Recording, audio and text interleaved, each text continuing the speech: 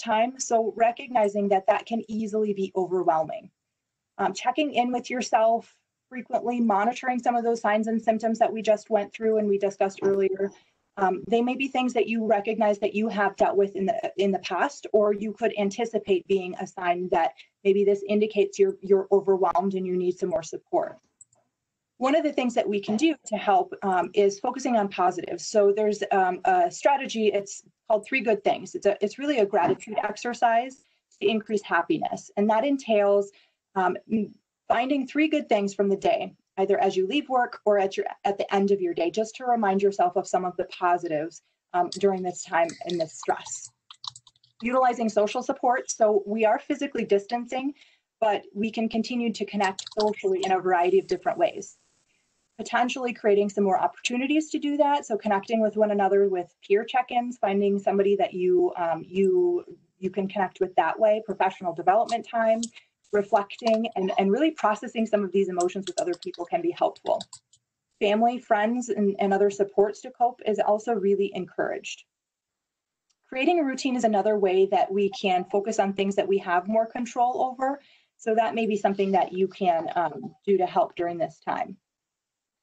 Other strategies that we recommend would be taking care of yourself, getting really good sleep, eating well, getting a lot of good physical activity, doing things such as meditating. That might be something you enjoy, engaging in other activities that you find pleasurable, connecting with nature, whatever you really find that is able to calm and rejuvenate you. Being safe, so following recommended guidelines, being familiar with what steps you can take to reduce your risk and the risk of people around you. So knowing the locations that you can go to for guidance, reliable facts and information, accurate information. So things like the CDC, the World Health Organization, Marshfield Clinic has a Center for Community Advancement, and I will provide the link to some of these at the end of the presentation and some other resources. So now that we've talked a lot about kind of discussing, and recognizing stress and stress reactions with ourselves and strategies we can use to help with some of that stuff, I'm going to turn things over to Dr. Jones to discuss identification, stress in students, and how to begin some of those conversations and some other things. So she'll talk a little bit about that, and then Dr. West will talk as well. And I will mute myself, and Dr. Jones, go ahead and take over and just let me know when you'd like me to advance your slide. Sounds good. Thanks, Dr. Larson. All right. So if we just think about kind of what Dr. Larson had mentioned about all the ways to kind of work through these next couple of weeks as we move back into the school setting, really thinking about who is really at risk here. Children with identified histories of trauma can be especially vulnerable to the significant changes in schedule, routine, and expectations resulting from the social distancing, changes in classes or canceled classes, remote learning, and reliance on caregivers for academics. So the stressors and conditions of this crisis can place all children at additional risk for trauma and loss. So not only are there some more specific populations, but really all kids might have a greater risk based on some things that might be going on. So really, if there is any identified history of trauma, if there is a history of anxiety in the patient or in the patient's family, are there episodes or previous episodes of depression, or have there been suicidal thoughts that the child has ever expressed in the past? Does the child have any learning disorders or attention issues? Has the child had a history of child abuse or witnessed domestic at home, which would be considered domestic violence? Or has the family where the child comes from lost their job, or have they taken a loss of income related to COVID-19?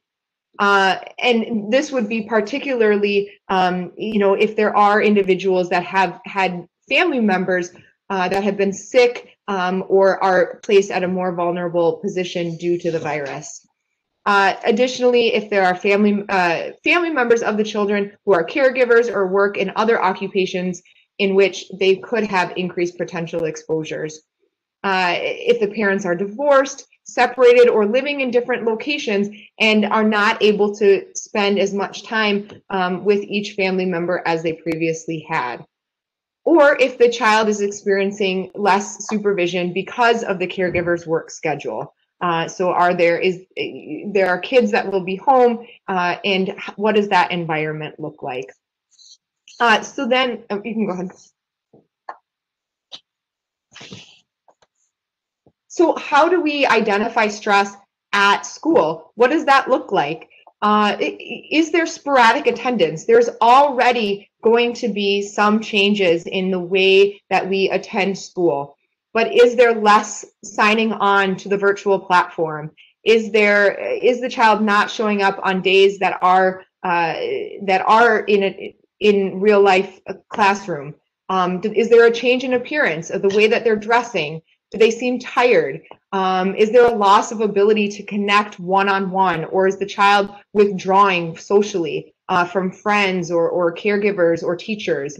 Is there a change in the students' behaviors, whether that's an academic change, a decline in school performance, or other emotional behavioral problems that are happening in the school day? Would they normally be participating in different extracurricular activities that they're no longer able to participate in, and having that contribute to how they are acting and behaving? Additionally, for younger kids especially, are they having a difficult time with transitions or separations from home, or transitioning between classes or different environments? Next slide.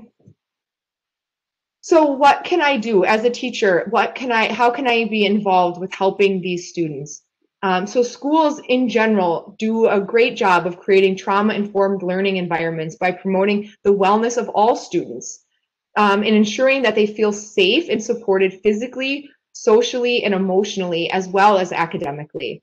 They do this by promoting healthy interactions among students and staff, as well as teachers, with the social, emotional, and self-regulation skills. So that's really important to continue to do during this time. These skills and interactions are even more essential right now. The relationships with educators and staff are often a substantial asset when motivating students to re-engage with learning. Educators, staff, and administrators may consider supporting a trauma-informed learning environment by enhancing previously existing relationships with students and families. It is important to notice that all families are at different places with respect to the safety, support, and resources to assist with learning and incorporating activities that strengthen social, emotional, and self-regulation skills. So it's really important to remember that as we move through, that not every patient is the same, or every child, excuse me. Next slide. So it's all well and good to think about the trauma-informed learning environment and really supporting the wellness of all students, but what can I really do? Like, what is the nitty-gritty of the things that I can do in the classroom to be helpful, whether that's virtual or in person? So as Dr. Larson had mentioned, staying calm, right? Really being that duck above water. And although you may be treading quickly underneath the water, that really your calmness and is really showing through, and you're modeling that behavior for the students. As simple as greeting students by name, right? Having a special introduction with each student to really show that they are cared for and are appreciated for being in class that day. Establishing a routine and maintaining very clear communication. These are crucial first steps. Empathize with the difficulties resulting from routines that have already changed due to current events. Explain that there will likely be future changes to routines, and that you will communicate ahead of time when it is possible to do so. Provide information in digestible amounts.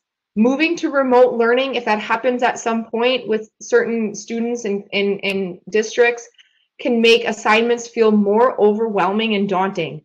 Present directions in smaller bites when necessary, and encourage students to ask clarifying questions. Encourage students to lead the way in sharing what they do and do not understand about their current situation. You can do this by asking open-ended questions such as, how are you feeling about not being in school? Such questions can lead to insight without letting assumptions guide the conversation. Approach students' experience with curiosity. Aim to clarify misinformation and connect students with other important adults, such as family members or other trusted adults in their life who help them feel safe. Show appreciation for students' efforts to complete assignments. Remember that students may be dealing with many different home life situations while trying to maintain their academics. Students may feel embarrassed to share that their personal situation impacts their ability to complete assignments. They may also feel vulnerable sharing their home with their classmates online. I'll give one short example of a story that I heard in the community. A child was taking a cooking class in the spring with a teacher, and the child was embarrassed to share that their oven, they didn't have an oven at home. The oven had been broke for many years. The family didn't have the resources to fix the oven at this moment. And the student was embarrassed to share, but was criticized for not being able to finish some of the assignments. So having that open mind and willingness to adapt is really important during these times. Actively focus on inclusive attitudes during the shift to distance learning. Now more than ever, students should feel valued and welcomed regardless of their backgrounds or identities. Create and utilize relational rituals before checking on distance learning assignments with students. For example, students and educators can share one tough moment, one hopeful moment, or new lessons that they've learned about themselves. Participating in those rituals can help educators build and maintain connection, a more personal connection during this time. Next slide. So again, other opportunities, providing opportunities for students to complete social emotional learning practices and wellness activities that affirm their competence, sense of self-worth, and feelings of safety. These activities can promote self-regulation when students are feeling stressed and provide a healthy sense of control, like Dr. Larson had mentioned, over controllable aspects of an overwhelming situation. Some possible social and emotional wellness practices could include promoting self-awareness by having a feelings chart. So on a scale of 1 to 10, how are you feeling today? Are you somewhat lonely, a little bit lonely, or very lonely? Going through and encouraging those students to really ask and share how they're doing. Recommending quick mindfulness or self-soothing exercises such as smelling a flower. So basically taking a deep breath in, smelling the flower, and blowing out the candle. These types of things can really help kids reset and engage in a more meaningful day. Model and normalize a range of emotions by giving students opportunities to express themselves in nonverbal ways. This could be in drawing or writing or even singing about what's happening in their day. Have students complete a virtual or long distance appreciation or gratitude circle. Encourage students to write one thing they appreciate about classmates. Add your own and then give each student the appreciations written about them. Next slide. So what about some non-school specific ideas? Okay, the stress, the uncertainty, and the difficult circumstances created by COVID-19 are very difficult for families. When people are facing stress and difficult life circumstances, it can particularly affect 3 areas: the sense of safety, the feelings of connectedness, and the feelings of hope. A sense of safety in the school can provide some sense of safety at home. So some things that we think about just to move forward and to allow these kids to adapt in this environment would be to suggest a regular routine. Understanding that there may be changes in routine, but suggesting that their sleep schedule, their check-in schedule, their meal schedules remain somewhat regular. Recommending that They plan family activities if they are able to, engaging in family time. Having students contact a person in their family or community that they respect and trust. They can talk to them on the phone or other virtual platform. This might make some time to ask these students about something fun that they learned about these individuals. Encourage students, as Dr. Larson had mentioned, encourage students to get fresh air and move when possible, to get outside when possible. I know it's cold in Wisconsin winters, but even on those cold winter days, allowing students to get outside and get some fresh air. Sharing stories of hope. Talking about the times in our country's history where there has been crisis and things maybe weren't going so well, and sharing how even in those times people were hopeful. Sharing stories of how people across the United States are making it through these tough times and what that hope really looks like. Let students know that people find help in different ways. They might reach out to you or to other members of the school or other family members. And then the last, just allowing students and encouraging students to embrace rituals and other ways to celebrate, whether that's birthdays or graduations or special assignments that have been completed, but really working to still celebrate those really great times.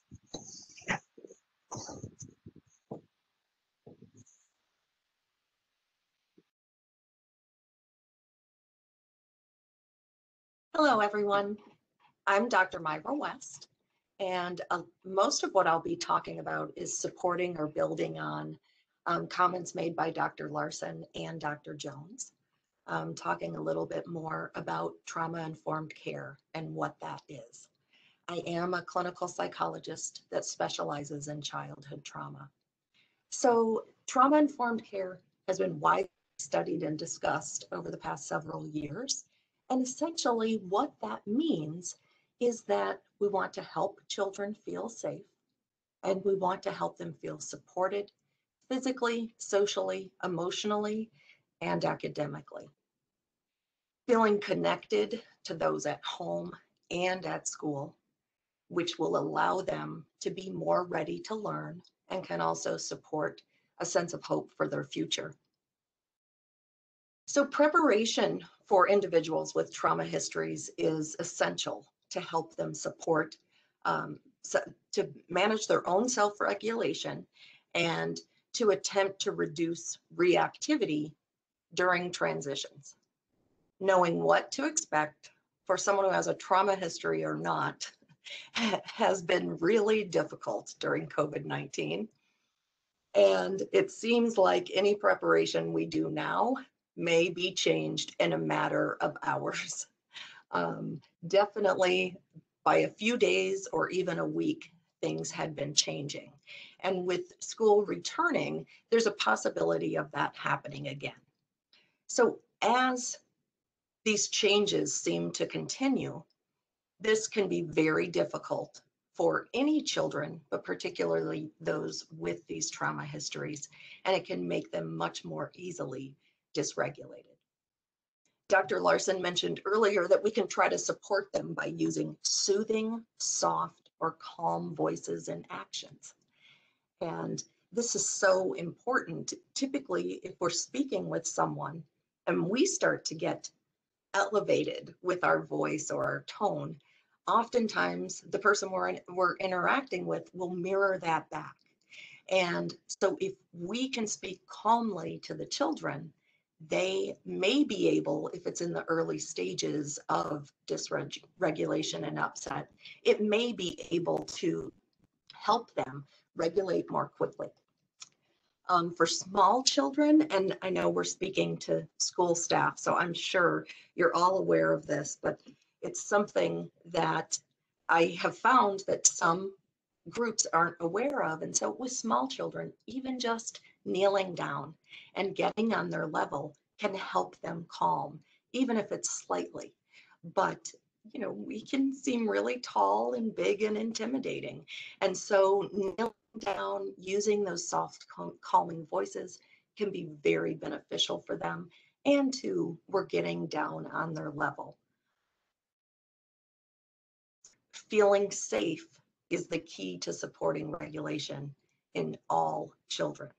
And safety is just repeatedly stressed in the trauma realm, because typically if someone's experienced a trauma or an adverse experience, ACEs, any of the above, often at the core of it is a lack of safety or a sense of safety that was not fully established. So returning to school is obviously going to be very different. There may be a lot of questions. And so we want to stress the need for children to have time to adjust once they return to school. Obviously, safety and health concerns are essential, but this could present some difficulties for some of our kids with trauma histories. Some of them are very excited to return to school. They want to see their peers, their teachers, other people in the building. But for that, a child with a trauma history that includes boundary concerns or was very inhibited, that could mean running up to friends, not really following the social distancing rule.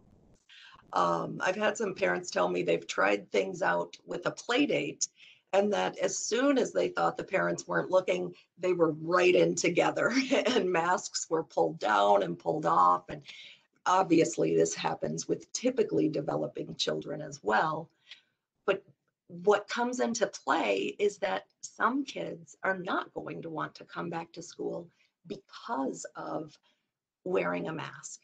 And depending on what their trauma history could be, if it involved their face at all or breathing concerns, the mask could be triggering for them. And so if something's going on in the day and they try to remove that, which of course, when we're talking about some of the younger kids, I think that you all will see that and probably are anticipating that. But to try to keep in the back of your mind that if this is a child with a trauma history, they could escalate very quickly. And so hopefully, again, remembering to use those calm, soothing types of voices. People call it the therapist voice sometimes, it seems.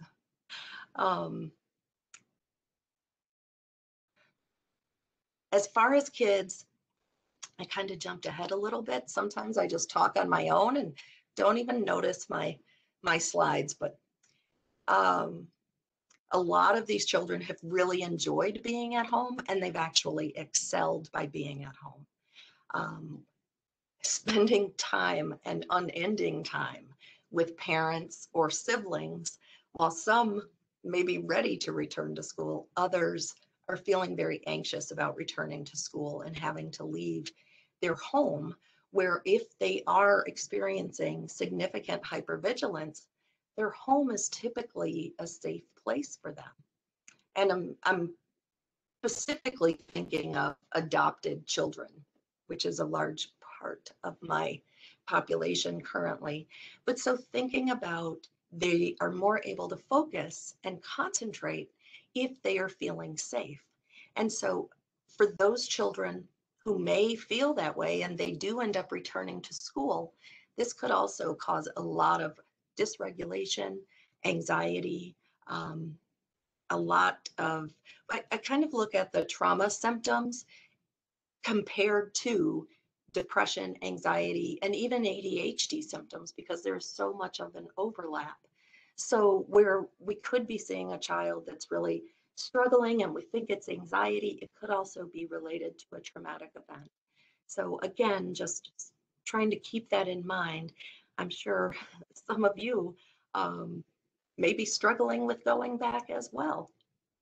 There's all different sorts of dynamics that I feel we're dealing with as this new school year opens.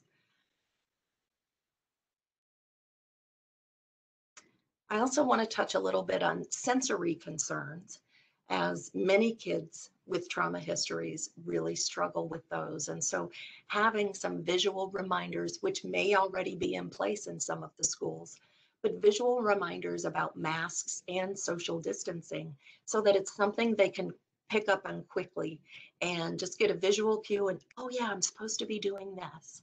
So that can also help them in their own self-regulation as they're kind of settling back in with a whole new set of rules and guidelines. And so following those rules and guidelines might decrease as their dysregulation increases. And so the more cues we can have spread out through a room or even hallways could be really beneficial and likely would help the entire population of the school. Dr. Jones touched on a variety of these issues and focusing on connection to individuals. Again, connection to individuals allows the enhancement of safety and supporting the feelings of safety. So also thinking about not only family and friends, but if there are mentors out in the community the child works with. And I know teachers and school staff have so much free time, right? Definitely not. But I also encourage the schools where most of the children I work with are, I encourage communication because sometimes they can send me an email for something, as long as we have releases and all of these things, but can touch base with me about concerns that came up in school. I can address those in the therapy session and then also communicate back if there are other concerns that are going on. And I think sometimes we know kids hesitate because they don't want to keep telling the same thing over and over and over again. So sometimes if we can have that communication behind the scenes and avoid that for them, we can actually support each other in helping that child be that much more successful at school. And obviously with all of this, I want to remind all of you, as Dr. Larson mentioned too, to focus on your own self-care. I've spoken with some teachers that have said that they're going to be doing in-person and virtual courses, and they're a little worried about that. Just, again, something new and trying to adjust to that can really be anxiety producing. So focus on, if you can, your own regulation, because of course, as Dr. Larson mentioned, they really are taking their cues from us. And so even facial expressions, you know, which, especially with telehealth lately, I've been so much more aware of my facial expressions. And sometimes those expressions do not actually appear to be to me what I'm feeling. And so really just kind of checking ourselves and thinking about how that impacts all of them, which again, one more thing on your list, right? Please know we have supports for all of you as well. So maybe we can try to do something like this a couple more times throughout the school year. Some of the other things I wanted to just touch on that, again, Dr. Jones had mentioned are some of the social emotional learning practices. And so drawing can be a very beneficial way for kids to get their expressions out. A lot of times, as you know, they'll say, well, I don't know how I feel, and it's happy, sad, mad, and that's about it. So really kind of working with the feeling charts that Dr. Jones mentioned and encouraging them to draw and making their own feeling spaces. You'll see in the references at the end of the presentation that the SPOT books are mentioned, the SPOT series, and they have a book on staying home due to a virus and also wearing masks at school. There's a wide range of them. Her name is Diane, I think it's Abner or Albert, but it is on the references. And so they also have books about respectfulness, happiness, mindfulness, love, anxiety, sad. And I have been utilizing them with kids and they absolutely love it. And there are some activities in some of the books to help them calm and soothe themselves. So in addition to that, there are, you can download from the main website a feelings chart. It's 2 pages and has quite a lot of feelings on it. And each of the different feeling categories are in different colors. There's also some activities and worksheets on her website as well. And I found the kids can really engage in it well, even in telehealth sessions. So I get the Kindle versions and they join in reading and mimic these activities. So those are very good resources. And so I'm essentially stressing the feelings and emotions chart that they have available for free download if you wanted to check those out. There's a type of some little activities I just wanted to mention that can be implemented with the whole class.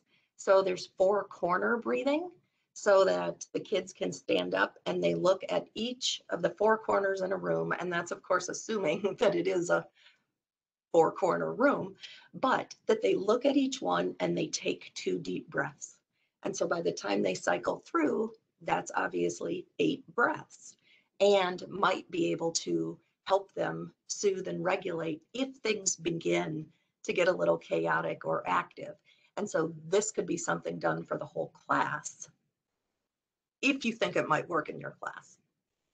Another one could be a 1-minute stretch and breathing exercise, where they're essentially standing up, raise their arms up to the sky, and as they do that, it lifts their rib cage, which actually helps them get a little more air. And then as they exhale, to just stretch their arms down. Now, in a typical classroom, they might end up hitting each other, but if we're social distancing, maybe that would work. They can always bring them down in front too, if that's a problem. Even talking about what some of their strengths are. I find sometimes kids have a really hard time acknowledging that, but even having their friend talk about what they like about the other child can be useful. And one that I really enjoy is calming music. So definitely, if it's starting to get escalated or chaotic, to have that on in the background and fairly low. I had been doing that in therapy sessions and would even have it on when I knew a particular child was coming in that really had a lot of difficulty regulating. And so it just promotes soothing. And even if we were doing another activity, I could tell that it was very calming just to have that on. I like classical music as well. So there's other types that can be played for focusing, as long, of course, as it's not competing with any of you teaching to the class. So, and, oh, Dr. Larson, I'm so sorry. I never told you to advance slides. I just kept on talking, but I'm all done. And I think we're to the resources now. Yeah, so I think I'm echoing or unmute, or you're still, there we go, perfect, okay. So yes, we have listed a number of different resources for you all. And this will be, I believe, posted after, so you will have these resources. But I just wanted to highlight a few of them. Dr. West had touched on some of them. Marshfield Clinic has a website for community health, and they have a lot of different coping resources. So that is someplace, and they're trying to get some of these other ones listed on there too. So you could go to that location. They also have a back to school guide that has been posted. There's CDC has some information on how to return to school and prepare for that. There's also a couple of other things with just weekly updates and news about some of this stuff and returning to school. On there we have the Big Life Journal. Dr. West had mentioned that one before too. That is a free printable that you can utilize as well. And then I will show you the NCTSN one. I think that's a really good document, but I just wanted to make sure that you all knew that these resources were listed on there, the book series that she had mentioned, and some other things that could be helpful. All of that is listed, and I will just bring this up here just to show you the Marshfield Clinic website. It has all of this stuff on here for resources, parents, children that you can direct them to. And then this one from the National Child Traumatic Stress Network, I think is a really important one for us to highlight, because it really does have a lot of good information for returning to school for educators and staff and administrators. So that would be a place to go as well. And I think that is all for our presentation, if we wanted to do questions and things. Yep. Thank you very much, by the way. All of you did a fabulous job. Thank you very much. We really appreciate it. Erica, the last thing you just brought up, the Marshfield Clinic site, can you just bring that up again? And let's read off the page that's on so that we can give actually the address for that site. Sure. All right, are you able to see that now? This one, here it is, right here. Okay. So that's the communityhealth.marshfieldclinic.org/coping-in-disasters. Perfect. Thank you very much. Mm-hmm. And we do have a couple of questions for our panel. So it was mentioned that the children will take their cues from the adults, which I think all certainly understand.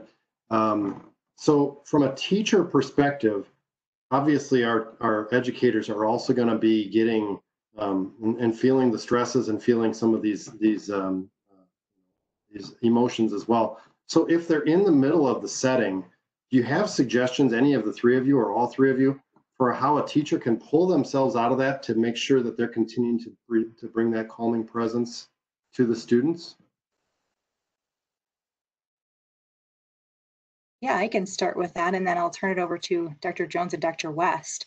And I think that a lot of the strategies that we actually went through and Dr. West went through for some of the kids, I think some of that can be pertinent for all of us. I think taking that moment to just breathe and collect yourself during those moments, and recognize that self-compassion again, that this is an overwhelming time. Everyone is going to feel that. That is expected. It's an expected emotion. So just understanding that and then utilizing whatever can help you to calm. So whether it is the breathing, whether it is just collecting your thoughts, taking that moment to just step away from the situation, if that's what you needed. Those types of things can be very helpful, just acutely if you're noticing that your stress level is elevating. So that would be some of my suggestions. Dr. Jones, Dr. West, do you have some suggestions for them too? I don't know that I have anything differently other than Dr. Larson, what you had mentioned. But I think really focusing on also those external kind of, usually I think of kind of three pieces of coping with stress. One is kind of those lifelong behaviors. So we think about the yoga, we think about the running, we think about the eating well, we think about sleeping well. And then kind of the second piece of like, what are some things that I can do if I can get away for 5 or 10 minutes? So even if it's going to the bathroom, walking outside for a few minutes, taking your mask off, splashing yourself in the face with cold water just to kind of calm down, is kind of those get away for a couple minutes. And then the last piece of what are the things I can do in the moment? Okay, so that might be the deep breathing, stress balls, maybe coloring yourself, engaging in some things when similar to what we would encourage kids to do. Adult coloring books are great. And in the moment, if the kids are working on something else, just to help reduce that stress in the moment when you obviously can't leave the classroom with a room full of kids. Yeah, I would just support everything that Dr. Jones and Dr. Larson said. Those activities of the breathing that I mentioned, I was envisioning that sometimes for that self-care, you might implement those with the kids just because that's something you need. They don't need to know that it's for you, but you can get that going, or even the soft music in the background if they're busy doing something and you just need something else. So I sort of see all of those activities as something that you can also use for yourself.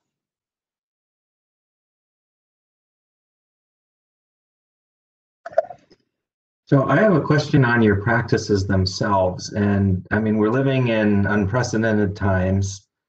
Has COVID changed the dynamic of your practice? I mean, I know that we're doing this via the web, and I know you've moved to the telehealth. Are you doing more group type sessions? Do you consult with schools in a group setting to help them get prepared? Are you, and I'm sorry, it's sort of a multi-part deal, but are you doing family sessions now as a result of having televideo as a part of your practice? Yeah, I mean, certainly my practice has changed. I'm doing a lot more telehealth, and I think for some people, just like experiences returning to school, that can be mixed. So some are really enjoying that. They like the fact of being at home, in the comfort of their home, the convenience that that creates, and the ability to connect with me more frequently because of that, the convenience. However, some people, it's really tough. They really want to see us in person. They want to have that human connection. They want to, visualize and be there with us. A couple of things that we have done at the clinic is kind of made some availability where we can see in separate rooms, but still have the ability to see them and not wear masks and those types of things, so everyone is safe. So there's some adjustments with that. And definitely, I think there's an increase in the amount that people want to see us and want to care and want to be supported. And I think that's throughout the entire community. So doing things like this and reaching out to schools and letting schools and just employers know that we're here to support and we'll do the best that we can to help through the community through all of this stuff, because we know that this has created mental health difficulty for everyone. That's expected. It's just the reactions that and the ability to cope that we're trying to, build some of that resilience so it can be easier for everybody.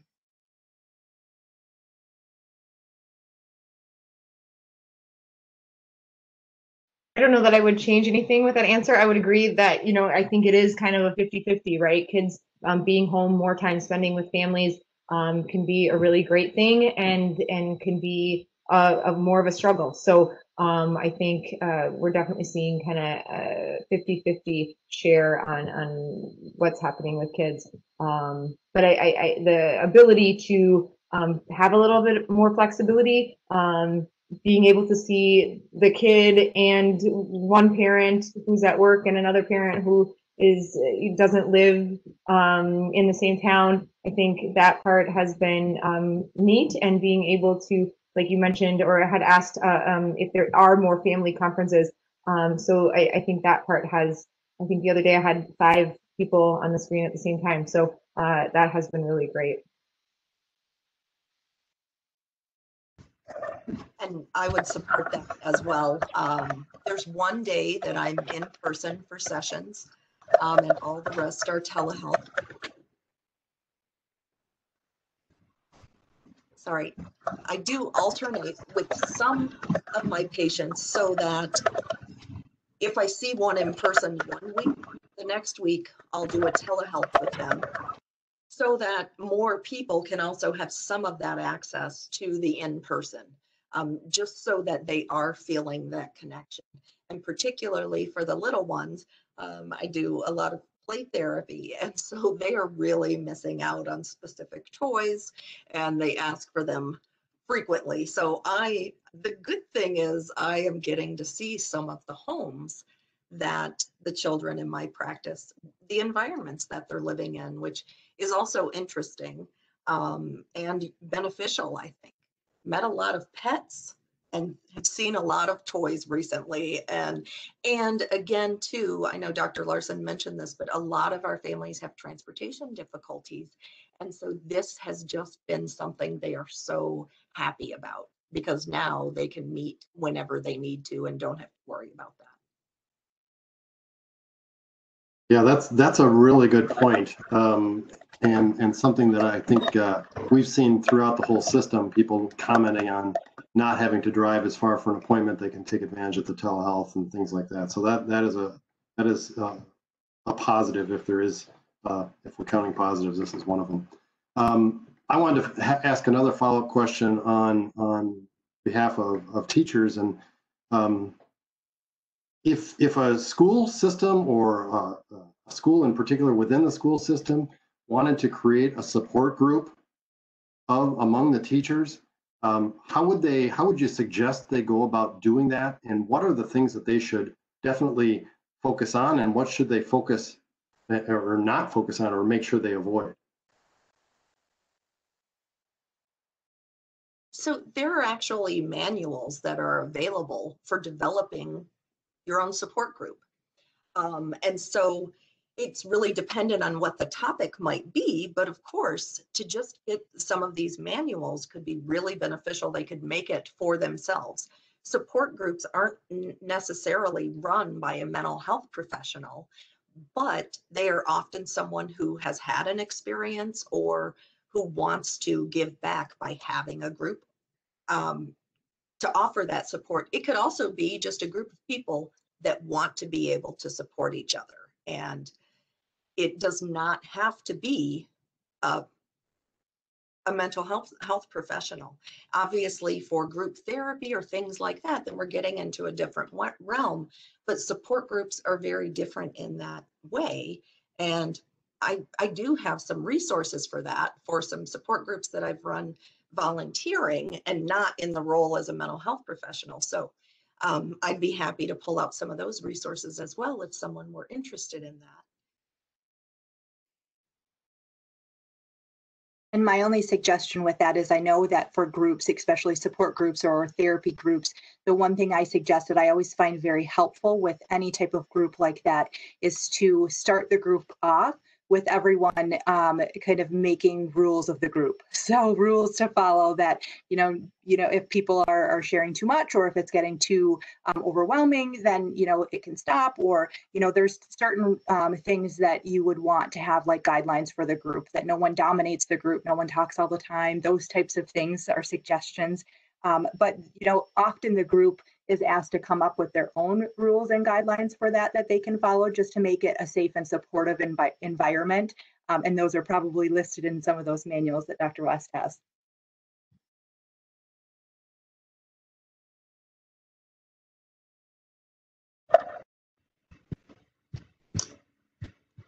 All right, Ashley, did we get any other questions? Oh, I got a message asking where I went. Our puppy came in while you were speaking, so I had to usher her out quickly. I didn't see any questions come through the chat feature, so I think unless you two have any other questions.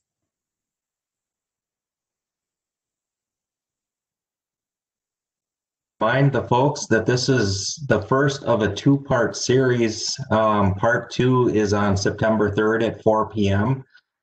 That's geared towards parents, students, and families. And the title of that is Supporting Your Child's Mental Health Needs, Returning to School During COVID-19. Anything you wanted to add, Chris? We did just get a comment in the chat feature thanking us for this presentation today, and that it was great information. So again, to our doctors, our panelists, thank you very much. This is extremely helpful and really supports our mission. So with that, I guess we will sign off. Any last words from our panelists? Thank you for giving us the opportunity. I think this is critical for us to support our community and our schools and provide this information. So thank you all for the opportunity and for everyone that joined us. I agree. Thanks a lot.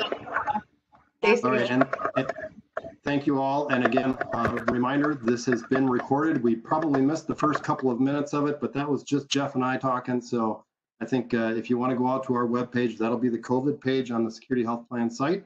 You can find this presentation, and we know it will be downloaded for hopefully for months to come.